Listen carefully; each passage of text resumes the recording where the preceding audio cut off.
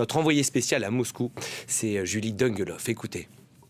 La Russie, dans ces médias, est systématiquement présentée comme l'agressé et non l'agresseur. Et les images qui filtrent sur ces médias se concentrent systématiquement sur la population du Donbass et sur la protection de cette population. En revanche, lorsqu'on parle à la jeune génération russe, celle qui a accès aux informations via leur VPN, qui permet de débloquer cette censure qui s'installe en Russie, qui a accès à une information qui vient notamment d'autres pays ou qui vient d'Ukraine, eux sont extrêmement inquiets pour leur pays. Je parlais hier à une jeune femme dans un restaurant, qui était serveuse dans un restaurant. Elle était désespérée, elle me disait en larmes, mais je ne sais plus quoi faire, j'ai honte pour mon pays, s'il vous plaît. Dites à vos téléspectateurs que la Russie se dit que les Russes ne sont pas Poutine, que nous ne sommes pas d'accord avec cette guerre. Vous savez, ici, les peu de personnes qui tentent de manifester leur opposition à cette guerre peuvent se faire arrêter. Hier, nous étions dans une manifestation dans le centre-ville